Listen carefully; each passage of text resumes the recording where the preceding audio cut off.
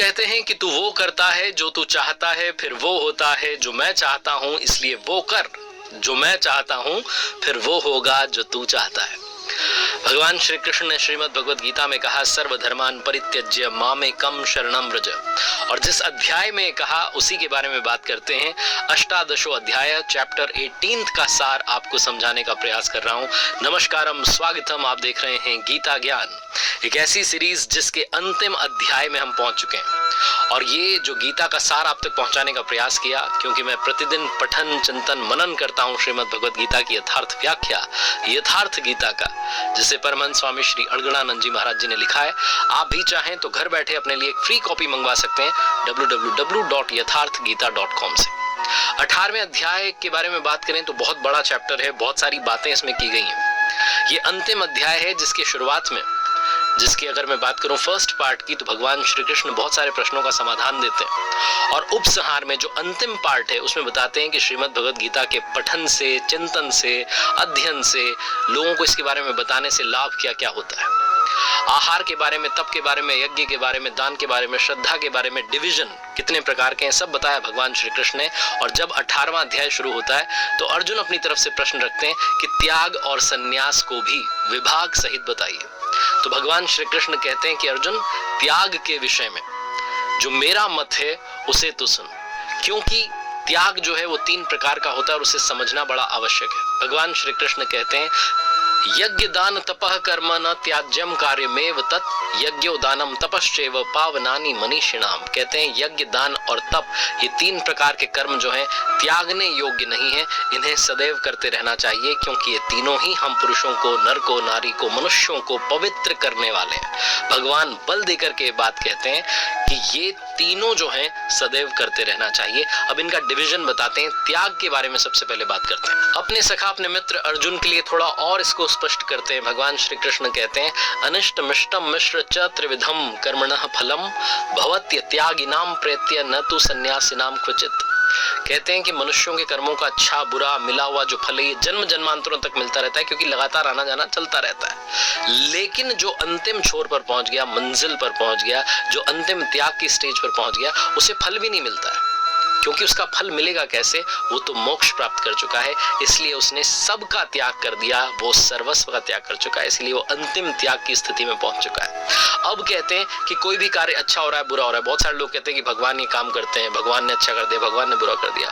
श्रीमद् भगवद गीता आप पढ़ेंगे तो आपके सारे जो डाउट्स हैं क्लियर हो जाएंगे, सारी भ्रांतियां मिट जाएंगी, क्योंकि भगवान कहते हैं, अधिष्ठानम तथा कर्ता कर्णम च पृथग्विदम विविधाश्च पृथक चेष्टा देवम चैवात्र पंचमम। ये 5 जो है ना, इनके बारे में बताते हैं कि अलग अलग करण हैं जिनके द्वारा ये किया जाता है। अगर शुभ कार्य हो रहा है तो विवेक, वैराग्य, शम, दम, त्याग, भगवान का चिंतन, ये जो है करण होंगे। अगर अशुभ कार्य हो रहा है तो उसके पीछे कौन है, काम है, क्रोध है, राग है, द्वेष है, लिप्सा है, ये करण होंगे। तो हम जो है लगातार ये सोचते रहते हैं कि भगवान करवा रहे हैं, ऐसा कुछ भी नहीं है। श्रीमद् भगवद गीता की यथार्थ व्याख्या यथार्थ गीता में परमहंस स्वामी श्री अड़गड़ानंद जी महाराज जी लिखते हैं कि भगवान और प्रकृति के बीच में, परमात्मा और प्रकृति के बीच में एक आकर्षण की रेखा है। जब तक हम प्रकृति की बाउंड्रीज में हैं तब तक यही सारे कारण हैं, यही सारे कारण हैं जिनकी वजह से कार्य हो रहा है, अच्छा हो रहा है या बुरा हो रहा है। वो हमारा देव यानी कि हमारा संस्कार प्रारब्ध हैं जो पुराने चले आ रहे हैं, वो हमारी बहुत सारी इच्छाएं जिनकी वजह से कार्य हो रहा है।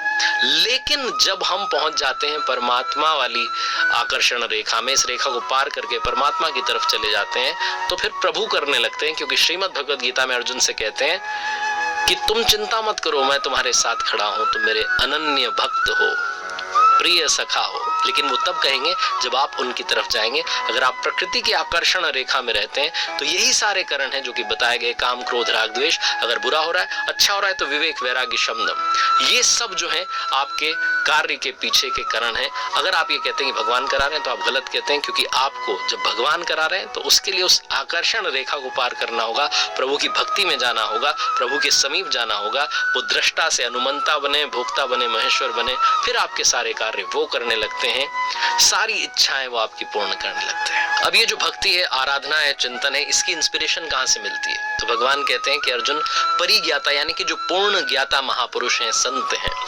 ज्ञानम उसको जानने की जो विधि है, जो तरीका है उससे, और ज्ञेयम जो जानने योग्य वस्तु है यानी कि भगवान स्वयं, इनसे कर्म करने की इंस्पिरेशन मिलती है। पहले तो आपको किसी ऐसे संत का सानिध्य मिले, ऐसे महापुरुष का सानिध्य मिले जो कि पूर्णत्व को प्राप्त कर चुके हैं, उनसे ज्ञान को जानने की विधि प्राप्त हो, और फिर जब आप आगे बढ़ने लगेंगे तो जो ज्ञेय है, यानी कि जो जानने योग्य है, भगवान है, परमात्मा है, वो आपसे मिल जाएंगे। फिर आप वो कर्म करने लगेंगे जिसको चिंतन, मेडिटेशन, ध्यान, आराधना, भक्ति कहते हैं। ज्ञान, कर्म और कर्ता भी 3-3 प्रकार के हैं, तो 18वें अध्याय में बहुत स्पष्ट करते हैं। भगवान कहते हैं सर्वभूतेषु येनेकम भावम व्ययमिक्षते अविभक्तम विभक्तेषु तज ज्ञानम विद्धि सात्विकम। जिस ज्ञान से मनुष्य अलग अलग भूतों में एक परमात्मा को एक रस देखता है, वो जो ज्ञान है वो सात्विक ज्ञान है। अब इसी के साथ में राजस और तामस ज्ञान क्या होता है उसके बारे में भी बताते हैं। राजस ज्ञान के बारे में बताते हैं कि जो अलग अलग जीवों में अलग अलग भावों को अलग अलग करके जानता है कि अच्छा है, ये बुरा है, ऐसी अगर सिचुएशन आ चुकी है तो राजस ज्ञान है, राजसी स्तर पर ज्ञान पहुंच चुका है। और जो परमात्मा से दूरी पैदा करता है, जो भगवान की तरफ नहीं जाने देता है, वो जो ज्ञान है वो तामस ज्ञान है।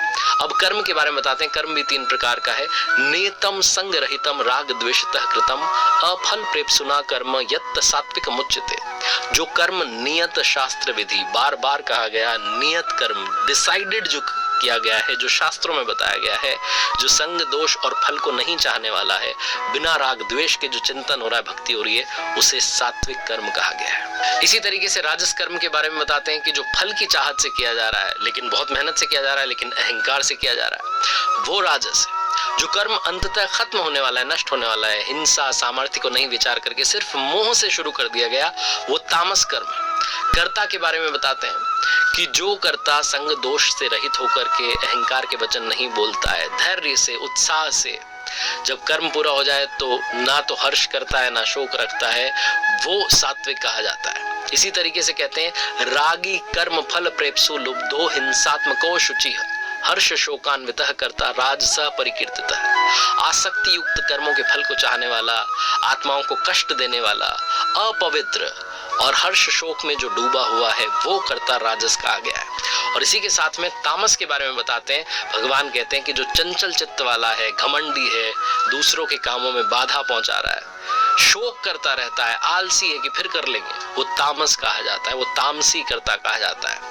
अब भगवान अपनी तरफ से प्रश्न रखते हैं, बुद्धि, धारणा और सुख, इनके बारे में बताते हैं। तो भगवान कहते हैं प्रवृत्तिम च निवृत्तिम च कार्याकार्ये भयाभये बंधम मोक्षम च या वेत्ति बुद्धि सा पार्थ सात्विकी। बुद्धि सात्विकी कौन सी होती है? जो प्रवृत्ति और निवृत्ति को, कर्तव्य को, अकर्तव्य को, डर को, भय को और अभय को, बंधन को और मोक्ष को बहुत यथार्थ जानती है, वास्तविक जानकारी रखती है, वो सात्विकी है। जिस बुद्धि से मनुष्य धर्म अधर्म, कर्तव्य अकर्तव्य को अधूरा जानता है, वो राजसी बुद्धि है। और जिस पर धूल लगी हुई है, धूल जमी हुई है, ढकी हुई है तमोगुण से, जो उल्टा मानती है, अधर्म को धर्म मानती है, धर्म को अधर्म मानती है, सारे हितों को उल्टा मानती है, विपरीत मानती है, वो बुद्धि तामसी कही गई है। अब धृति और धारणा, ये जो है, इसके 3 भेद क्या है वो बताते हैं। श्री भगवान उवाच त्यावया धार्यते मनः प्राणेन्द्रिय क्रिया योगेना व्यभिचारिण्या धृति सा पार्थ सात्विकी। कहते हैं कि जो योग चिंतन के अलावा अव्यभिचारिणी, किसी और का स्मरण ना करे, स्फुरण ना हो, व्यभिचार रहे, वो जो भक्ति की जा रही है, वो जो अव्यभिचारिणी धारणा है, जिससे मनुष्य मन, प्राण और इंद्रियों की क्रिया को, श्वास प्रश्वास को धारण कर लेता है, ध्यान को धारण कर लेता है, वो सात्विकी है। यानी कि भगवान की भक्ति की में अपनी धारणा को मोड़ देना सात्विक की धारणा है। फिर कहते हैं कि जो फल की इच्छा रखता है, सिर्फ और सिर्फ फल की इच्छा रखता है, धर्म अर्थ और काम को धारण करता है, लेकिन फल की इच्छा के साथ करता है, वो राजसी है। और जो दुष्ट बुद्धि वाला है, जिस धारणा में निद्रा है, भय है, चिंता है, दुख है, घमंड को नहीं छोड़ता, इन सबको धारण करके रखता है, वो तामसी है। अब सुख के बारे में बताते हैं। सुखम त्विदानीम त्रिविधम शृणु भरतर्षभ अभ्यासाद्रमते यत्र दुखांतम च निगच्छति। कहते हैं भगवान सुख के बारे में बताते हुए कि जो सदैव अपने मन को, अपने चित्त को समेट करके इष्ट में रमण करता रहता है, जो दुखों का अंत करने वाला है। हालांकि ये जो सुख है, ये शुरू में आपको विष के सदृश लगता है। यथार्थ गीता में स्वामी जी लिखते हैं कि प्रहलाद को सूली पर चढ़ाया गया, मीरा को विष मिला। कबीर ने कहा कि सुखिया सब संसार है, खाए और सोवे, दुखिया दास कबीर है, जागे और रोवे। माता मीरा की बात करें तो उन्हें भी बहुत कष्ट दिए गए, प्रहलाद को बहुत कष्ट मिले, भक्त प्रहलाद ने ना जाने कितने कष्ट सहे, कबीरदास जी को बहुत सारे कष्ट मिले। तो शुरुआत में कष्ट देने वाला है, लेकिन बाद में अमृत तुल्य, अमृत तत्व को दिलाने वाला है, ये सुख सात्विक कहा गया है।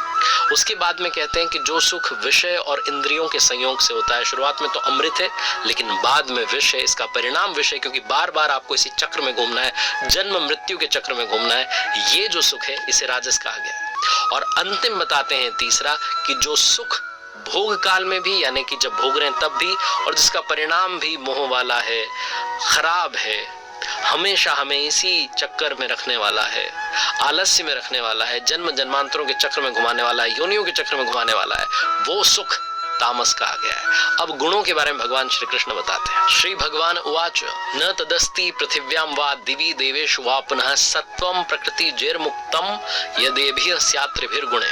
कहते हैं अर्जुन, पृथ्वी में, आकाश में, देवताओं में ऐसा कोई भी प्राणी नहीं है जो प्रकृति से जो उत्पन्न हो रहे हैं तीन गुण सत, रज और तम, इनसे रहित हो। पूरी प्रकृति जो है वो त्रिगुणात्मक है, मैं इनसे परे हूं। बार बार स्पष्ट करते हैं और अपने शिष्य को, अपने भक्त को याद दिलाते हैं कि आपको सिर्फ और सिर्फ एकमात्र मेरी शरण आना है, प्रभु का स्मरण करना है। आगे कहते हैं जो वर्ण व्यवस्था, जिसके बारे में बहुत बार श्रीमद् भगवद गीता में बात हुई है, उसको और स्पष्ट करते हैं, एक बार फिर से रिमाइंडर के तौर पर याद दिलाते हुए कहते हैं ब्राह्मण क्षत्रिय विषाम शूद्राणाम च परंतप कर्माणि प्रविभक्तानि स्वभाव प्रभवेर गुणे।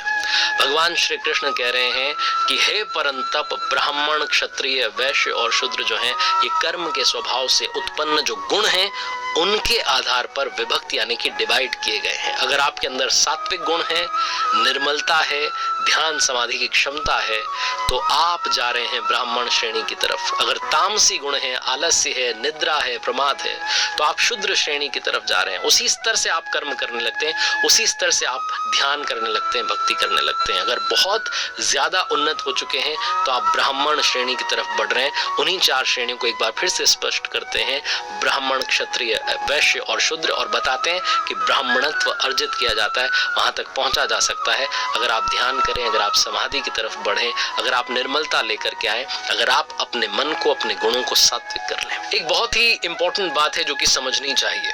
अगर आप ध्यान कर रहे हैं, अगर आप चिंतन कर रहे हैं, मेडिटेशन कर रहे हैं, और इन चार स्टेजेस के बारे में आपको पता है, ब्राह्मण, क्षत्रिय, वैश्य और शूद्र, और आपको लगता है कि मैं थोड़ा और आगे बढ़ जाता हूँ, खुद से बढ़ जाता हूँ, स्वयं से आगे बढ़ जाता हूँ, तो भगवान अपने भक्तों को बताते हैं, ध्यान देने वाली बात कहते हैं, श्रेयान स्वधर्मो विगुणः पर धर्मात् स्वनुष्ठितात् स्वभाव नियतम कर्म कुर्वन् नाप्नोति किल्बिषम्।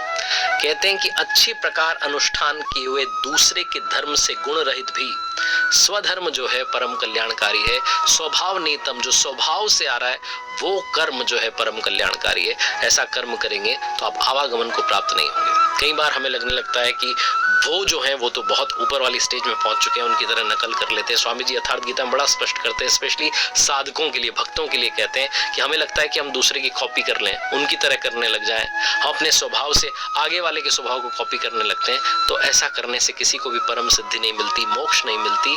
भक्ति अगर आप मन से करें, अपने स्वभाव के हिसाब से करें, जो आपका गुण है उसके हिसाब से चलें, स्टेज बाय स्टेज चलें, तो आप वहां तक पहुंच जाएंगे जिसे मोक्ष कहा गया है।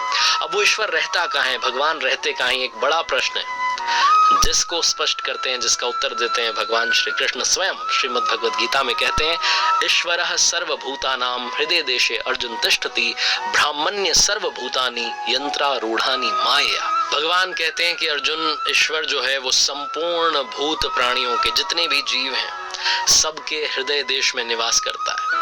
इतना समीप है तो क्यों नहीं हम समझ पाते, क्योंकि हम माया रूपी यंत्र में आरूढ़ हैं और भ्रम है हमारे मन में, इतने सारे डाउट्स हैं, इतनी सारी माया ने हमें घेर लिया कि हम समझ नहीं पाते। ये यंत्र बहुत बड़ा बाधक है जो बार बार हमें जन्म जन्मांतर तक अलग अलग शरीरों में घुमाता रहता है। तो हमें शरण किसकी जाना चाहिए? भगवान स्वयं कहते हैं तमेव शरणम गच्छ सर्वभावेन भारत तत् प्रसादात परम शांति स्थान प्राप्स्यसि शाश्वतम। हे भारत, हे अर्जुन, हे पार्थ, हे सखा, सब प्रकार से उस परमेश्वर की ही शरण में जाओ। उनकी कृपा से ही तुम्हें परम शांति मिलेगी, सनातन परम धाम मिलेगा।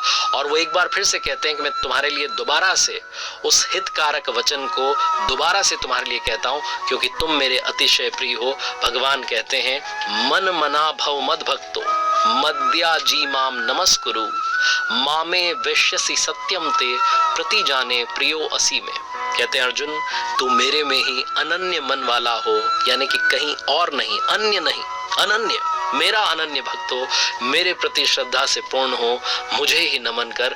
ऐसा करने से तू मुझे प्राप्त होगा। मन मना भव मद भक्तो मद्याजी माम नमस्कुरु। और आगे कहते हैं, समर्पण की विधि बताते हुए कहते हैं सर्वधर्मान परित्यज्य मामेकं शरणं व्रज अहम त्वा सर्व पापेभ्यो मोक्षयिष्यामि मा शुचः। संपूर्ण धर्मों को त्याग करके मैं इस स्टेज का करता हूँ, ब्राह्मण श्रेणी का हूँ, शूद्र श्रेणी का हूँ, क्षत्रिय श्रेणी का हूँ, वैश्य श्रेणी का हूँ, इन सब विचारों को त्याग करके सिर्फ मेरी अनन्य शरण को आ जा। अन्य नहीं, किसी और की नहीं, मेरी शरण में आ जाओ। मैं तुम्हें संपूर्ण पापों से मुक्त कर दूंगा, तुम्हें मोक्ष दूंगा, परम धाम दूंगा। ये श्लोक श्रीमद् भगवद गीता का सार बताता है।